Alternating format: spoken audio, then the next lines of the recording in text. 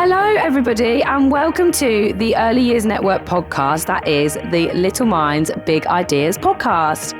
The podcast where we are talking all things early years from inside and outside our fantastic industry. And today I am joined by Lucy Mills, who is a newly qualified early years educator who is going to give us a little bit of an insight into the current process of becoming qualified in early years.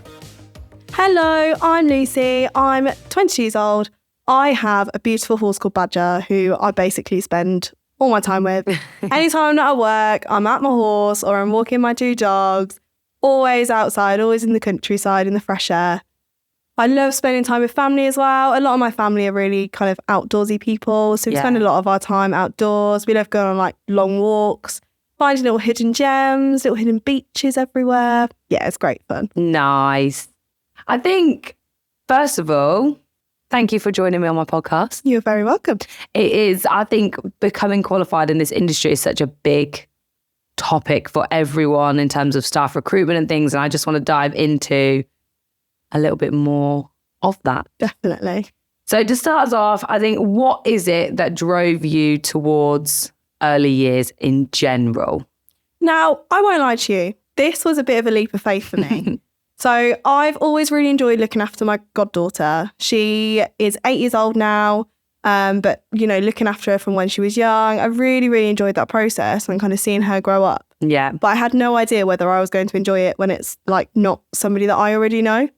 It's very different looking after other people's children, definitely. isn't it? And I was thinking, there's going to be a lot more children than just one child to look after. Yes. So it was a bit of a leap of faith, but to be fair, it's the best decision I ever made. And I wouldn't go back. I wouldn't go back to what I did before. So I guess it was kind of like that understanding of being around a child that kind of pushed you into wanting to explore the industry a little bit more. Yeah, and kind of seeing her like grow up and learning new things. Then I'd take her to the horse with me and would be outside all the time. Just little things like that I think is so rewarding, and it just makes your heart melt. Makes my heart melt anyway. But yeah, took that jump and here I am and I'm absolutely loving it. That's the main thing, isn't it? It is. So in terms of the qualification itself, how do you feel that level 3 content has helped you with your daily practice now that you've been doing it for over 2 years? 2 years, yeah? Yeah, 2 years. Yeah. 2 years? Over 2 years now, yeah. Over 2 years now. It really helps with like planning activities and, you know, giving these children different things to do and how to help them learn. You know, they've got to learn about the world. They live in this world. They've got to know about it. Yeah. And it's just been helpful to kind of have all these ideas available to me that I can then go, actually, I think my children might quite like to do that. So let's try it. Let's have a go. And like the theorist side of it, you know, looking at all the theories that are about child-led play, and it really helps to then be able to bring it into our practice and actually see what they can do for themselves. Because I think we get so caught up in like what we're trying to teach them, that we're getting them ready for school, that we actually forget they are just children. Yeah. And we've got to let them explore, we've got to let them play. And that is one of the biggest things that I've taken from it, looking at all the different theorists that have said that and thinking, actually, they are children. Let's just let them play, have some fun. And then we'll teach them along the way. Yeah, I think that's something that comes from being in the industry for a while, isn't it? That actually you understand what learning through play really is and your role as the adult within learning through play. Because like you said, we'll teach them along the way, but really we'll provide them with the activities that will teach themselves. They'll learn so much. No, definitely. I think that's such a massive part of daily practice, especially now, in that learning through play is such a big thing that we're all focusing on. And it helps you to think of like why we're doing it. Why are we doing this for these children? Why are we planning all these activities? You know, what's actually the theory behind it? Because we all get caught up in our daily routine. Sometimes it feels like we're running around all day and we don't stop to kind of think, why have I just done that? What impact has that had on these children? Yeah. And actually being able to look back at your coursework and looking at what you're writing down, and you actually think, well, I did that the other day and that had that impact. So you actually, like, your practice helps your coursework and then your coursework helps your practice. So it's a win-win, really. Do you think that doing this qualification in practice has been beneficial? Because being an apprentice isn't the only route to get this qualification. I think it's been really helpful to be in practice because there's so many things that came up on the course. Actually, if I hadn't have already done it, I wouldn't really know what I was talking about. Yeah. I like learning through doing things. So the fact that I was doing it every day, like different forms and things like that, I was doing that on a day-to-day basis. So then I knew that I could happily write about it for an assignment or a piece of coursework because I'd already done it. Yeah. Whereas if it was kind of just college-based, I wouldn't have done that. So I wouldn't have actually known like what it's like in the early year setting to have to do that. Yeah, I think I did my qualification as an apprentice years and years ago now. But I really would have struggled, I think, learning it in a classroom because I think it's really difficult to teach early. Not that it's wrong, it's not the wrong way to do it, but like you say, I learned through doing as well. And I think that if I'd have tried to learn everything I knew from a classroom and then be thrown into a setting thinking, oh yeah, I know all of this, and the reality of it, I might have been a bit like, oh shit, what is going on? Yeah. But if you learn it as you do it, like you say, if you're that's your learning style, it's quite easy to pick up as you go through. Yeah. And I also think every child's different. So all that theory that you do, okay, yeah, it's for the group of children, but actually on a day-to-day, you've got so many different children and they respond to different things. With fantastic different personalities. Exactly. You've got to try so many different things to find what works for them. Whereas if you're just writing about children in general, you're not actually getting that kind of interaction with them. And I think that really helps when you're writing a bit of coursework because you can actually refer back to a child that you've helped reach a milestone or, you know, an activity you've planned for a specific child for a reason. You've then got that knowledge behind you to then put into your work. Yeah, no, definitely. I think moving on to like what we've said, to being an apprentice and doing it through a provider, obviously you had your company as well, but with the provider, how did you find the support given from them? So not your company, we'll go on to that, but the provider that actually provided the course for you. I feel like they have a lot of people signed up to do like these level 2 and level 3 courses for childcare. And I just found that you didn't get that full on support that you really needed. I think because they had so many people and they were always kind of running around doing visits, going out to nurseries. And like they were emailing so many different people a day on different questions, different modules. And I just feel like there wasn't a huge amount of support there. Yeah. I feel like because so many people are doing it now, there needs to be something else there to give us that support to help with our work. Yeah. Because I just found that if I had a question, I had to wait kind of a couple of days to get a reply because they're so busy. And it's not their fault. No. But yeah, I do think there could have been a bit more support from the provider. I think that knowing my position in like now signing people up to the course, probably in the last 12 months, I've signed up over 15 people. Oh, wow. And like across the board. And I think that doing different courses, whether that's level 2, level 3, level 5, whatever that could be. And from me alone, putting 15 extra people onto the one person that we use from a specific provider. Yeah, definitely. That is it's a lot huge. Of pressure. So it is a lot of pressure for them. And I think they can actually only provide so much support because of their workload as well and the pressures on them. So that kind of leads into your company support. How do you feel that your company supported you? This is a bit of a biased question, I know it is. But do you feel that having support from both sides was beneficial? My company were absolutely incredible through my qualification. I had a training manager who helped me with like any questions I got stuck on. I could drop her a message, drop her an email, and she'd always get back to me.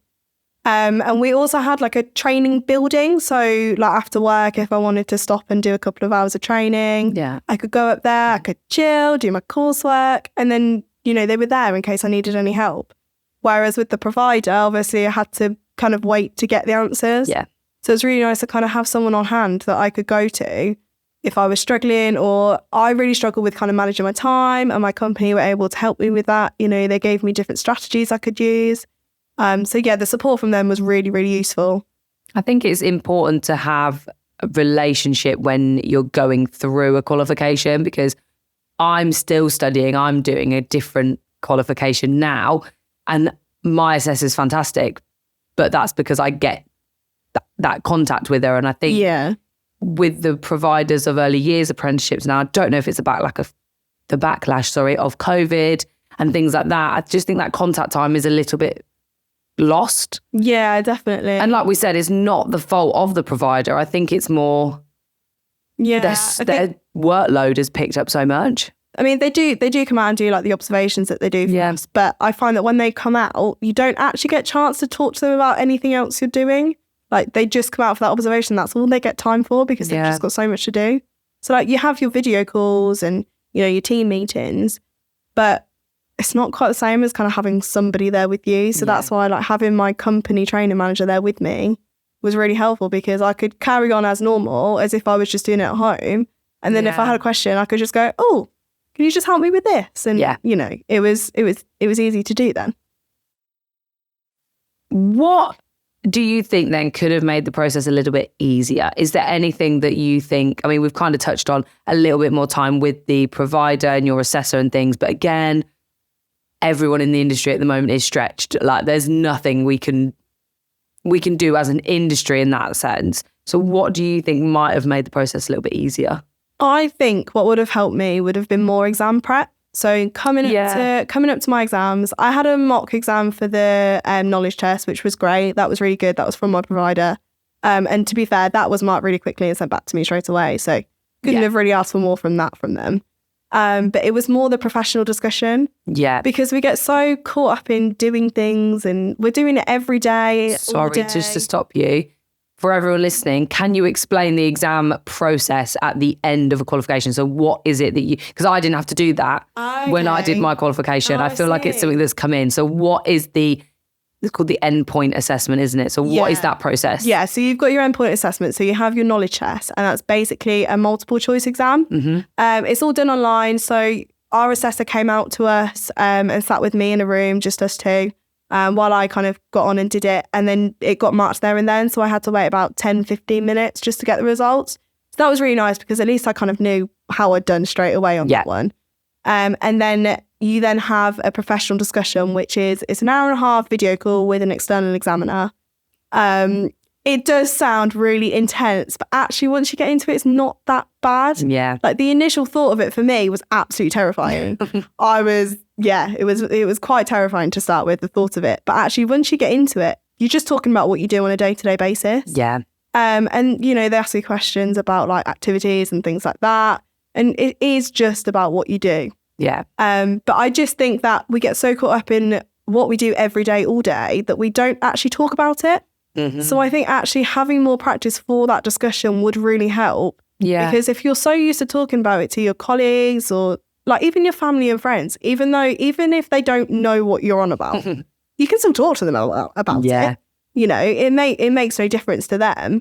And just vocalizing it and like getting it out there so that when it comes to your exam, you are comfortable to just talk. Yeah. You can just naturally talk about what you do.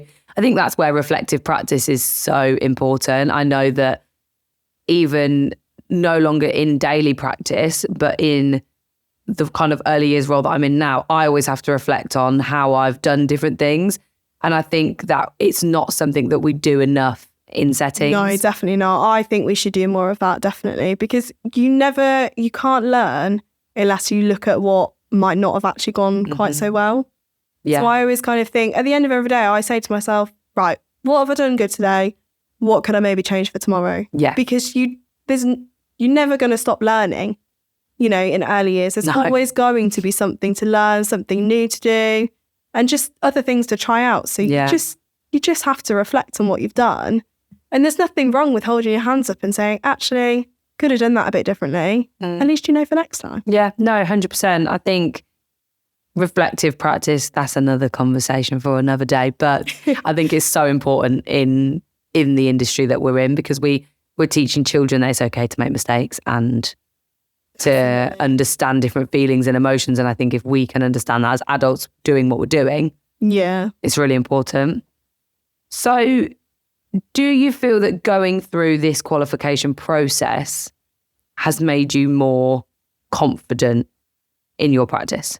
I do feel like I am now more confident to kind of help other people with their practice as well. Yeah. So like, especially after my exam, like the professional discussion, I'm actually now more confident to come into work and say, I'm doing this for this reason. Yeah. And actually being able to help the others that may be new to the industry, help them think, well, why has she just done that? At least I can then say, oh, this is why I've done this and this is why I've done that. It may work, it may not, we try it. Yeah. And the confidence in like helping the children and bringing new things into the nursery and like setting up new activities that we've maybe never tried before. Yeah. Just knowing all that I know now, like having the knowledge behind me, I know that I've always got a why as to why I'm doing something. Yeah. So I know that if I do something within the day and someone says to me, oh, what was that about? I know that I can go, well, actually, this was my why and this is what it's done. This is how it's helped the children. So yeah, definitely a lot more confident now. Obviously, a big part of the qualification is parent partnership. Yes, definitely. Before the qualification, I think, and going through that training process, you're kind of expected to have relationships with parents. Do you feel more confident now with parents and questions that might come up as well? I think definitely since kind of doing the coursework on the parent partnership and why it's so important, I definitely feel like I can actually talk to them a bit more, kind of get to know them a bit more and get to know what the children do in their home lives, because actually it really helps us within the setting, because at least we know what they've done at home. If they're struggling with anything or if they've done something particularly well, we can then talk about that in the nursery. And then the children feel so much more at home as well. So yeah, like doing all the coursework that I did for that has definitely made me more confident to talk to them. Good. I think it is, like you said, it's such an important part of the nursery life and relationship that you have. Definitely. So we kind of touched on this a little bit, but how do you feel that you now support colleagues or other people joining the industry or people who have been in the industry for a long time, going through different processes, but then those people going through a qualification? How do you feel you support I feel them? like I've been really good at kind of helping people that are going through the qualification. So there's a couple of girls that started kind of 4 or 5 months after me. So they're kind of getting to the point where they're getting ready for their exams. Yeah. And it's just everything I learned from doing those exams and kind of what I'd missed out on, I can now provide for them. And, we've all got each other's backs in this industry. You have to, we spend all day, every day together. We're all amazing at what we do. So it's just kind of helping them like be more confident in their role. If there's something they want to try but they're not sure about it, just letting them know, go ahead and try it. Yeah. You just never know. Yeah. And helping them like with their coursework and things. I'm more than happy to sit with them and go, actually, this is what I did. If you want to have a look at it, take anything from it, you're more than welcome to. Just sometimes you just get a bit stuck and sometimes you just need a helping hand. And I know I did. So I'm going to give that for other people, allow them to have that chance to have that bit of extra help to get them through. Yeah, I think it's really important to bounce off people who have recently done similar or gone through it, because you can relate to each other. You can relate to how you're feeling. You can relate to how you manage your time. And obviously everyone works a bit differently, so everyone learns differently. So obviously you do take that into account. But something you have done, they may not have even thought of trying. Yeah, no, 100%. So it's just sharing all your ideas and kind of bouncing off one another. And then that way we all get to where we want to be. Yeah. And we can all help the children. It's building those professional relationships up, isn't it? Networking with people that are doing the same thing as you or similar. And even with like your managers, like there may be some things that they go, oh, I'm not really sure about this. But if you've already tried something along those lines that's worked, you can then say, well, we tried this. Have you tried that sort of thing? So it's not just kind of the people, I want to say below you, but then they're not below you. Like the people that are kind of getting their qualifications, starting out in early years, it's not just them. You can help your whole team. Yeah. And we have to remember that normally management aren't newly qualified. So the knowledge, like remembering all those theories and the reason, and like you said, the why isn't always at the front of their mind. They know it all and it can come back. But if you've just done a qualification, you can say, oh, well, I just learnt this and I've just gone through this. So this could be the reason. And, there's always new research around as well. So, if we've looked at something that's relatively new that they might not know of, we can share it. And then everyone gains because the children gain. Yeah, and that at the end of the day. And that's what we're here for. Yeah, they're the people that we want to inspire and grow and learn. And we want them to know that they can help each other out. We want them to see us helping each other out and being kind to each other and, giving each other that kind of boost of positivity that we all need from time to time. Yeah. And then they'll see it and they'll replicate it between themselves. So actually it helps them as well. Yeah. Their development. So that knowledge from your qualification has helped you to understand that kind of learning for the children as well. Yeah, definitely. It's really helped me to understand that everything we do, they pick up on. They're like little sponges. Exactly. So whatever we do, whatever we say to each other, how we talk to each other, they pick up on that. So, we have to help each other out. It's like when a child comes in and says a swear word and you have to talk to the parent and they're like, we don't swear. Well, we don't swear here, so they've heard it somewhere. We're not saying, but they do pick up on. Yeah, they pick up on everything. And, they pick up on vibes, if the vibes aren't great, they pick up on that. And then if you're stressed, they're stressed. Yeah. So, if you can share all your ideas together and help each other through whatever that person's going through, then everyone gains from that. Yeah. Your colleagues gain, your children gain, You gain yourself as well. Exactly. It's a happy, positive environment. The children are learning as they should. It's a win-win. Really. Yeah, definitely. So what would you say that are some of the things, that you love about your current role? So what is your current role? I am currently an early years practitioner. I am also third in charge in our room. Our room is split up into kind of two different groups. So if one manager of one room is off, I'll then step up and kind of go into their position. Yeah. And it's just really nice because then I get to see a mixture of all the children between the two groups. Yeah. So I am based in one of the groups, but then if the other person isn't there, I can then go and see the other children. And these are children that are going to move up into my group eventually. So, I get to know them in those earlier stages. I get to know the rest of the team. And it's just really nice to see everyone's ideas as well.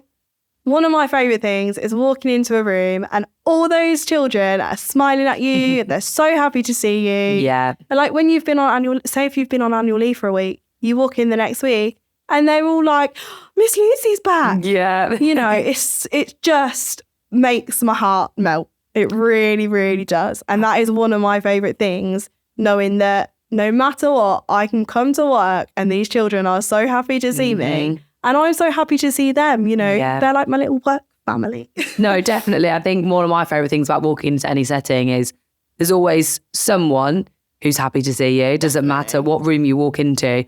There's always somebody who wants to give you a hug or tell you something, and it's just so heartwarming that these children are confident enough to want to share that with you. Yeah. And you've built those relationships up. And it's so nice as well, like seeing the children that kind of started out with me when I first started out as an early years practitioner. They're now in preschool, getting ready to go to school. Yeah. And I'll walk in that preschool room and they all come over to say hello. They all come over to tell me about their day. And, hearing some of them doing things that they couldn't achieve in the twos room. Yeah. It's just so rewarding. Yeah. And just seeing those little happy faces just makes my day.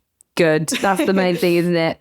So in terms of your future goals within the industry, where do you see yourself going? What is your goal? I really enjoy outdoor learning. That is one big thing for me. I love being outdoors and doing different things outdoors. And I would like to learn about kind of different activities I can do in that environment. Yeah. So more about learning about the world, learning about the animals around them and the wildlife. So things like forest school, that really interests me. Yeah. But also as well, working more with SEND children. Yeah. So I have had experience with a couple of SEND children and I have really enjoyed kind of putting all their strategies into place, getting them the support they need and actually seeing them reach those milestones that not everybody ever thought they could. Yeah. Just that's one of my favourite things, seeing them be able to do that. And if I can give them more help, then that's job satisfaction enough for me, that is. Yeah. I think one of my favourite things within the industry is the job satisfaction that comes from it. I think seeing children learn and achieve for me is, there's nothing quite like it. There's nothing quite like sharing with a parent an amazing moment, or when a parent shares something with you or a child shares something with you. I just don't think there's anything that gets... No. There's nothing that comes close to it. No, definitely not. And, the pride you feel that you can go, that child has just done something that we never thought they would do like this early. Yeah. And, you're always so proud of your children that are under your care. Yeah. And I also think like combining outdoor learning and SEND children, because I know for myself, being outside for me, I am so much calmer and so much more chilled than if I'm in a building. Yeah. So, you know, these children that have their like sensory issues and things like that and struggle to regulate themselves, being outdoors is actually probably the best thing for them. Definitely. You know, giving them that opportunity to be out there. That And freedom. obviously, some children don't always get to be outside at home either. So, you know, giving them that opportunity when they come to your setting, you know, it really helps them. Yeah, no, definitely. So this is always something that I see online a lot. And I think as an industry, we like to have a good moan, to be honest. I think that I saw a Facebook post the other day that said, oh, what's one thing you'd warn people about coming into early years? And I hated reading it because I thought, hang on a minute, we are such a fantastic industry. We make such a difference to the future generations. And I think that why would we warn? Why would you want to warn someone away from it? Yeah, it's a stressful job. It's hard work. Don't get me wrong. It is not glamorous. It's not the easiest job in the world. No. But then no job that you love is. No. It's always going to be something with any job you go into that, you know, you're not really a fan of. No. But you just put up with it because that's what you want to do. And if this is what you want to do and if this is what you love, then it's so worth putting up with the days that are, yeah, there are days that are harder than others. Yeah. But you just move on. Yeah. So my question is, not what would you warn people about, but what is the one thing that you would tell people about the wonders of early years? My biggest thing is you can walk in that building and no matter what, those children are smiling because you're there. Yeah. You know that you matter to those children and that those children couldn't be doing everything they're doing without you. Yeah. You know, you're such a big part of their lives without even realising it. You just are. Yeah. You know, some of them come to us all day, every day. Like they see us all the time. You know, we're such a big part of their lives. And you know that you can walk in that door. Everything else, you don't even need to think about because you know someone's going to make you smile. Some child's going to do something that's going to make you laugh, going to make you chuckle, make you smile. Yeah. And it's just the feeling in your heart is just, I just love it. Yeah, no, I think I completely agree. I think one of the amazing things about the early years industry and what we do is the impact you make. Definitely. And that you probably don't realise when you're in the setting and that the how much you become part of people's families and part of people's lives, because children will talk about you at home. They want to share things with you. Yeah, when you get messages from parents going, oh, they said this about you today, they said that about you today. Yeah. And you just think, actually, I'm making an impact on this child. You know, these children are our future, you know, doctors, vets, everything. A little bit scary to think that sometimes. A little bit scary, yes. You know, these are the children that are going to be looking after us eventually. Yeah. You know, when we get old, they're going to be the ones running the world. Yeah, deciding where we go. Exactly. So we kind of owe it to them as well to give them that really good start in life. Yeah. And help them become the best version that they can. Yeah, no, I completely agree. So are you glad that you took that dive and you made that decision to come into early years and become qualified? Are you glad you became an apprentice and did this kind of journey that you went on? I really 100% am so happy that I made that decision. Yeah. You know, didn't really 100% know what I wanted to do. And I went, gonna try it. You don't know unless you try. So we tried it. And, you know, I never, ever thought I would be in a job where I am so confident and so happy to be at work as I am now. And, you know, nothing beats that feeling. I would never ever go away from this now. You know, I found my thing. I found my place. Yeah. And I love doing it. It's something I love. I don't think of it as work because it's just something that I love doing. Yeah. And the knowledge you got from the qualification and being an apprentice has kind of given you that next boost in confidence as well. Yeah. And I've always struggled with studying. Studying is not my strong point at all. Like when I was at school and I did my exams, it was not good. But actually, I've proven to myself that I can do this. Yeah. And, you know, I've done it in something I love. So actually it wasn't... And whilst holding down a full-time job. Yeah. You know, that's something I never, ever thought I would be able to do. Yeah. So the fact I'm sat here now talking to you, that I'm a qualified early years practitioner, it's amazing. Yeah, no, I completely agree. And I think you should be really proud that you did it. Like, it's when you tell people, oh yeah, I work full time and I'm studying. Some people look and go, so, but actually, it is really hard. It's a lot. And I think that I don't like the term apprentice always, because I feel like you think of someone who is 16, 17 and starting out fresh. And I think that's not a bad thing. But I was 17 when I did my qualification. So I was an apprentice. Yeah. I was doing the paint washing and I was doing the things. And with the company I did my qualification with were fantastic. And I'm really glad I did it. But I was a young girl in this industry starting out. Whereas we have people now who are in their 40s, in their 30s, training. And I always call them trainees because I think there's a stigma around being an apprentice. And I don't think it's right, but I do think that it is something that's really pushed now, is learning through work. So being an apprentice, holding down a full-time job, a lot of people like yourself have got other commitments. You've got a horse. You're up at 5 o'clock every morning. Like there's not, it's not something that it's not like being at school. It's something, it's a commitment. It's huge. It really is. And it is, I won't lie, it is full on, especially when, like you said, I've got a horse. I've got dogs. I've always got something else to be doing.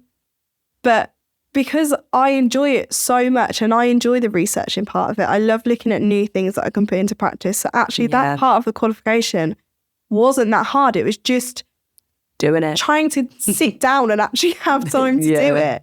Like I do it, like I'd sit on my lunch break sometimes and just look up a few things. But then, I didn't have my laptop on me, so I couldn't type anything up. Yeah. So then I'd get home and, I've done the horse and I've walked the dogs, and then I still had to sit there and do it. So it is full on, but as long as you learn to manage your time, if you've got the support around you, you're absolutely fine. Yeah, and you can do it. You can indeed. So that kind of wraps up our apprentice trainee learning on the job chat for today's podcast. Lovely. It's been lovely to be here. But I do have one final question that I am asking every single podcast guest. Okay. What was your favourite childhood memory, as we talk all things early years here? Oh, wow. Oh, that's a hard one, actually. It is. There's a lot of years to choose from. So it's a lot of years. I would probably say one of my favourite childhood memories is I used to go to my granny's house every Sunday religiously. We'd go every single Sunday. We'd go for games and, when I was younger, like we'd do like drawing and different things like that. Look at old photographs of like family. My favourite things to do. And it was just the best days because I knew that I was with my family. I was somewhere safe. I was well looked after. And I was having the best time of my life. I was looking at all these old pictures of my family thinking, they used to look so different. And at that age, you look at those photos and you go, is that really who I think it is? Yeah. But yeah, it was lovely. That is probably one of the best childhood memories, spending those Sundays with family. Do you think that's kind of contributed to you being so family orientated now? Definitely, yeah. I've always enjoyed being with my family and, having that quality time with them as a young child. I've grown up and I'm like, actually, I always want my family around. Really important to you. It's really, really important. And I think that's also why I love early years, because I know I had some really good memories in my early years. Yeah. If I can help provide that for a child, then that's amazing. You've won. I have indeed. Done it. So that was our episode with Lucy on the Little Minds at Big Ideas podcast, all about learning on the job and qualifying in early years. So that is it from us this week. We hope you have enjoyed our chinwag, all about learning and developing in early years, something that we are very passionate about at the Early Years Network. So it's really nice to talk to someone who's going through, or has been through, that process as well. And we hope that you will join us on the next one. Thank you for listening, and we will see you soon. Bye. Bye.